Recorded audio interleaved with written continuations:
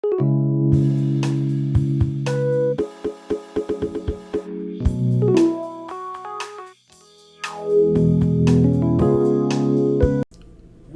back, everybody. I'm Edwin. And I'm Joseph. And this is Edwin and Joseph Talks. So, last week or so, I've been kind of thinking about the things that make us nostalgic. Not only nostalgic things, but the ideas of, why do we buy the stuff that we do right now? Just a few days ago, I had seen this. And, one of the things I'm going to talk about to Edwin is it's 35 years of Teenage Mutant Ninja Turtles. That's kind of a trip because I'm turning 35 this year. I'll be 33. So they were out 2 years before I was even born. Yeah. Now, I didn't know the comics back then, but I grew up with the cartoon. And that's a big nostalgic thing for me. Ninja Turtles, as you can see on the shirt. Simpsons. We were talking about Fraggle Rock. Yeah, I loved Fraggle Rocks when I was a kid, which I want to say that actually came out late 80s into the 90s. Yeah. And you want to go back that far, I just showed you a clip of Rika's Castle. I remember watching, stuff like that. And... See, I remember coming home from school, like the Batman, the animated series, Spider-Man. Everybody loves the X-Men. That's like one of the best things ever put out. The X-Men cartoon that came out in the early 90s is still, you put it in front of me, I'll sit there and watch it. It was amazing. I mean, that was one of the best things ever done. We were talking about, you weren't big into it, but I was huge into like Power Rangers and stuff when it first came out. Then we have just all the cool toys that we had, man. And that's mindless. Me and Edwin often talk about POGs. If you remember POGs. I don't think there's a lot of you that remember POGs, though. All the toys and stuff that came out, big emergence. There was a push. I remember late 80s, early 90s. Comics are kind of rising at that time. One of our viewers, next week, you'll actually meet him on something totally different, but he gave me the first comic books I ever seen. Yeah, I actually, the first set of comics I ever got, which was actually a pretty big collection, was some of the ones that my grandpa sent to me when he lived out in New York, and they all belonged to my dad. And they were, I'm talking about Batman, Spider-Man, like Justice League, a bunch of good, like, old ones from, like, the 80s and stuff, dude. And it was a big wooden toy chest, dude, like that big, just full of comics, man. And I lost them all. That's the heartbreaking part.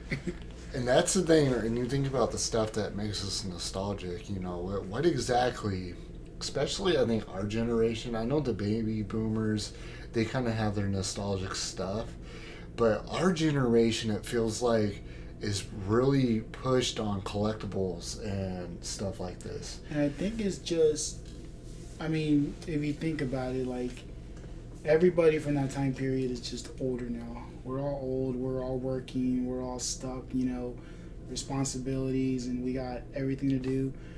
So it almost feels good to just go back to your childhood, man. Like, go back to remembering, all your action figures you had and you played with, all the comics you read. We were talking about all the shows we, used to love watching, and it just, to me, I feel like people, especially right now, are just big into nostalgia just to get out of reality. Like, just to get out of the fact that we have responsibilities. We got bills to pay, we got work, and it's just a good way to escape from all that.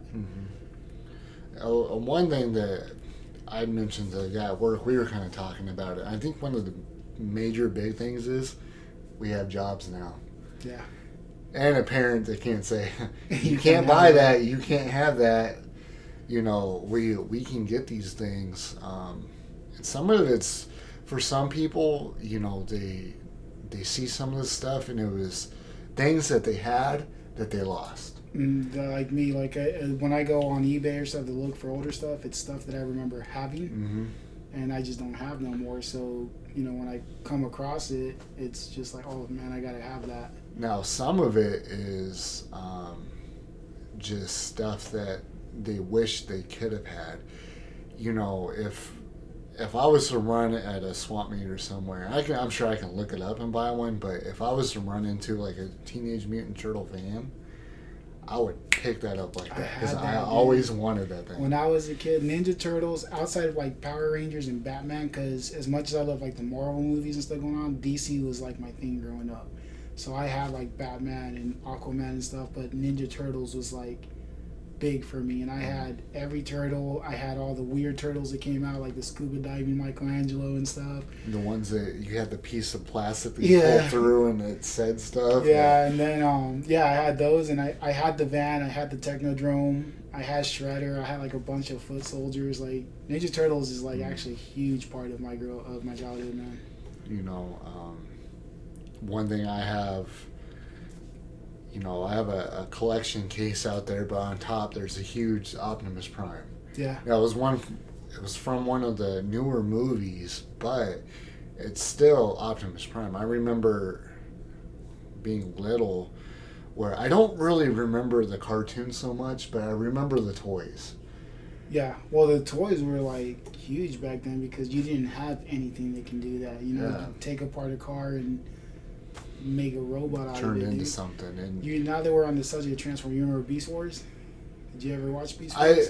I did. That was when I was about that time. I was more into video games and starting to kind of get out of cartoons. I still watch cartoons, but it wasn't as prominent. But yeah, I remember Beast Wars. Actually, I'd be the first one to admit I watched cartoons until like right before high school, man. And like throughout middle school and stuff, I think that's around the time where Beast Wars was coming out for me. Yeah, and I'd already started, because I think it already maybe started into high school. Yeah. At that time. Well, yeah, because you're 2 years older than me. Yeah, I had started watching cartoons, but I was starting to change. I think that's where I started picking up Gundams and stuff like that. And even though I haven't watched too many Gundam, in fact, I'm starting to rewatch the series. I just watched the original 79. It's called the 0079 Mobile Suit Gundam. I just watched that just because I'm into Gundams. I build them and stuff, but I don't know nothing about them. I don't remember that, and that goes into the nostalgic thing where you have friends and stuff. They talk about this and you're like, man, I kind of remember this. And then you go and check it out and you're just, then you start talking about it. For us, POGs, we already kind of mentioned it. Do you want to explain what POGs were to people? So POGs, for you that are probably way too young to know, they used to call them milk caps, and literally just a small circle piece of cardboard. It had a design of either just random, 90s cool neon stuff, or you had there was like Mortal Kombat ones, there was Spider-Man, X-Men, like stuff to do with movies and shows. And I mean, really all it was you grab these little milk caps and you just stack them. And you had a slammer, what they called a slammer, which was a big metal about that thick. And you just slammed the POGs with it, whatever flipped over. I mean, I don't know if you ever played for keeps, but... No, and the reason why is because where I lived, I was probably one of the few people that actually had POGs. So I got some friends interested where they bought some, but I mostly had I might have had maybe one or two friends that got a metal slammer. It was usually the plastic. But yeah, I was telling Edwin, for one Christmas, I got to pick out bunch of Christmas gifts, and that was one of the things I bought was it was a tournament board. It came with I think we looked it up earlier, it was like 200 POGs. It had some metal slammers, it had some plastic slammers, and then I was collecting them, and I also had the POG maker to where you could take an image, and it's pretty much a sticker that you put on it, pressed it down almost like a button press, cut it out, and then you had your custom POGs. But for a couple of years, it was huge. it's almost like you can go to the store now and see like the Beyblades and was it Bakugan or whatever? Yeah, the little robot thing. Yeah, which had its own section of nothing but Pogs, and loved it. Now, where I grew up, I didn't have many friends that really had them. You know, like I said, a few they got into it. No, but we, like everybody in my little apartment complex I grew up in, we all had them, man, and we'd sit out there outside and have little tournaments, and we play for keeps. I mean, I lost a lot of good ones, but I collected a lot of good ones at the same time. What about, I don't know, you might have been Soul Fizzer. Were you into Pokemon cards like when they first came out? I remember when they came out. Well, the thing about Pokemon was I had already had a guy I knew that got me into Magic the Gathering. Okay. So when Pokemon came out, honestly, I got more into the video game, and I was right at the edge of being where if I was one more year, I probably would have never gotten into the video game.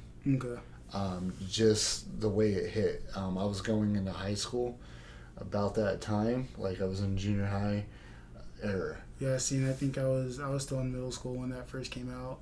Yeah. Like end of elementary, starting middle school. Yeah, and I was in that transition out. So I already knew about Magic, and I didn't pick up Pokemon because I was like, that's more for the kids. Yeah. I'm playing Magic the Gathering. I was a big ass kid, so I had a binder, dude, with just about every card, and my sister, being the nice person she was, just gave it to one of her friends to be cool. I was like, it's nice, man. It took me almost a year to collect everything I had. And as a kid, I mean, stuff like that it was hard. I mean, it wasn't hard to get. It was at the store, but you didn't have the money for that. They were kind of pricey for back then, man. Like, I think it was a good, like, $10 a pack or something like that. And, you know, my mom and dad were not like, oh, yeah, here's $10, go buy a pack of cards, you know? Yeah. But, you know, getting back on the video game, too, like, I remember playing, you know, the red, yellow, and blue that came out. I had my fat gray Game Boy with the green and black lighting, and that's all it was. And then the Game Boy Color came out. See, I never had a Game Boy. I acquired it from somewhere, and then started playing. I think a friend let me borrow one of the copies. I think it was red, maybe. And I started playing it that way. But, you know, our generation, when you go back to nostalgia, you know, we grew up first generation, I would want to really say, that had a entertainment system at their home. And I'm talking about the NES. Oh, the NES? I still have mine.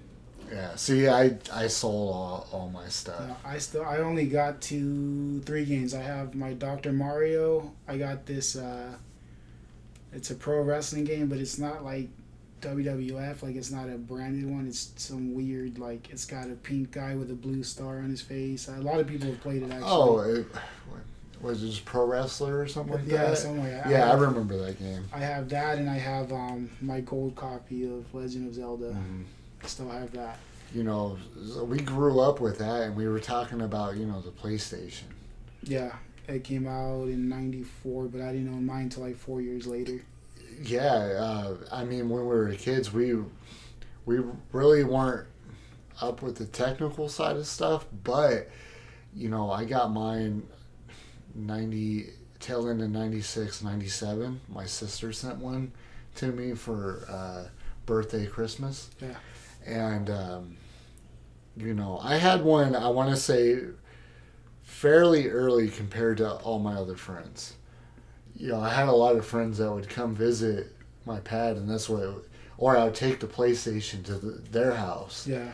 You know, and we did that for years until my other friends started getting, you know. And I mean, the PlayStation, back in the 90s, that was like a turning point for games, because, I mean, before that, like, you had the Nintendo, then Sega came out, and they had like a little bit better graphics, depending on whether or not you had like the 16-bit one. Yep. And then after that, like, PlayStation came out, and I mean, you look at it now and it's crap, but back then, like, those were graphics, like, those were legit graphics for everybody. And then the Nintendo 64 came out as well, and it was around the same. I think the 64 might have had a little bit better, like smoother looking graphics compared to the PlayStation. It depends on the game. The big thing with 64 was GoldenEye. Which I still have. Yeah, I mean that was the big thing with 64. GoldenEye, the original Smash Bros. See, I don't have that, and I don't have my favorite game ever that came out was Legend of Zelda: Ocarina of Time. I don't have that on the 64, and I wish I did. Majora's Mask came out, but that's actually one I never played. Yeah. I've played them both on the 64, physically on the 64. I've never beaten them. That's weird. My dad did, though. They're good games, man. man. He went through them, man, but... I've beat Ocarina of Time, and it's... Like, after that, you got the hard mode where they give you everything, but the game is, like, 10 times harder, dude. Which, I mean, the original Zelda kind of had that. Yeah. Where if you put in for the name, I think it was... Is it Link or Zelda? And it changed the map. Yeah. And everything, yeah. So, I mean... Nostalgia stuff right there. Yeah, so it's just kind of... How things, evolve, why people collect, why people, get certain things that they do just because, they remember it. Like, oh, I remember this as a kid. Next thing you know, they have a collection of stuff. Yeah. In the comments, why do you have certain things that you either collect or do because when you were a kid, or are you collecting stuff just because you can buy it now and you couldn't as a kid? Tell us about some of your collections. What are some of the things that you collect now that, what are your nostalgic things? Because we have some viewers that are a little bit older and we have some that are a little bit younger. So, what makes you guys nostalgic? What do you remember from TV shows, whether it be Voltron, Transformers, Fraggle Rocks? For those of you who are that young, there's the Beetleborgs, and I mentioned it to Joseph, and it took him a minute to remember, but for those of you who remember Mystic Knights of Tyrannog, yep. That's a cool show. Pirates of Dark Water, stuff like that. Mr. Bogus, if you remember that one. Hit me up. That one took me a few years to really remember, but once I did, I was like, oh, I remember that. Growing up, Star Wars, Back to the Future, Terminator. I don't know if Hulu still has it, man, but I know Hulu had a 90s nostalgic section where they had a bunch of these shows on there. Yeah. Yeah, I know, like, they still have, like, Hey Arnold and stuff up there. And right now, Target is... I was just told about this. They have a section right now at Target that is 90s nostalgic themed for everything 90s. And they do have, like, a 10-piece POG set for, like, $4 there. Yeah. If you want to check it out and see what we're talking about here. Which we might just buy it just because. But... it's those type of things. What type of things are you going to pass on to your kids? For me, my dad really passed on The Hobbit, Lord of the Rings, and this is pre-movie. I'm not even talking about like movies. The books and the cartoons from the 80s. Books, yeah, the books and the cartoons. Yeah. I remember he bought those. He was like, that was his nostalgic thing. I remember him coming home like, oh, check this out. And he's like, oh, okay. Like, all right. Yeah, Lord of the Rings is... but just growing up on like I said, Star Wars, and as you can see, like, for me as an artist, I painted these, but that's even nostalgic. Just me bringing out my... I mean, we got the crap end of the deal because I think Phantom Menace was what came out for us like right before 2000. Oh yeah, like we grew up on the old school ones, and then the new ones, which were before the old timeline. Yeah, it was just like George Lucas wiped his butt with, and then made a movie out of. Which, if you're younger, you love those. Yeah, probably. It's weird. It's just where you You know how that nostalgia. We were stuck in the middle of like the classics and then what came out after it. Yeah. But you know, and like he said, like let us know what you would like to pass. Because I mean, when he mentioned passing down to kids, like I said, I was a huge Ninja Turtle collector. And remember the third movie where they went to Japan, time travel, and they were like samurais. My son has my Leonardo, my The samurai. Yeah, See, and that's cool. he has that. So I mean, it's sentimental, and it's like it just takes you back, and that's why I said like I think that's why people like it. It just helps you escape to when you didn't have the responsibilities, man. Exactly. Like I think a week ago it's over there, but I bought that Lego X-Wing. Yeah. This was a nostalgic buy, even though it's from the newer movies. I always wanted one of those. So it went on clearance. I was like, done. Nice. Stupid stuff adults can buy. So, no, I mean, like I said, comment, what's your nostalgic memories? What was your big things? You know, for some of the girls in the 90s, you know, Polly Pockets. Tamagotchis. Yep, they brought those.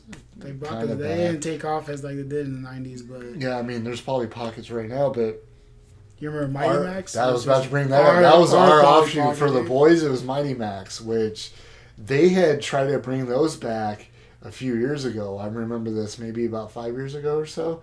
They tried to bring them back. Then it just kind of faded away. But right now is the Polly Pockets. I've seen them at work. Yeah. So it's weird, some of the stuff. And I know a co-manager bought every single Polly Pocket thing she could. She said for her daughters, I don't know. I think it was for herself. But let us know, guys. With that, like, comment, subscribe, and let us know how much you miss Dunkaroos. Oh, Dunkaroos are. I do remember those. I remember getting some. You know what was my what do you bring back on the nostalgic thing? You can still get them in Canada. Ectoplasmics. The icy coolers, man. Exactly. The ectoplasmic. My mom would always get it in the can, and we have to pop it with the can topper. All that. They bought him back on Amazon, dude, but they were charging like $60 for a 12-pack. Yeah, it was Surge. Get you some Surge on it's a good way to rot your teeth. We could keep talking about this because when I was playing in 7th grade basketball, 6th, 7th grade basketball, when I was going to games, my dad would always say, "What do you want?" I always get a Surge, beef jerky, and I think a thing of Cheetos. Yeah. That was like pregame. But we could keep going on this forever. It's nostalgic. It's our stuff that brings us back when we were little. So with that, have a good day, guys. We'll stop talking so we don't keep this video going. But let us know what you guys missed. Let us know what you liked about growing up, and we'll see you next time.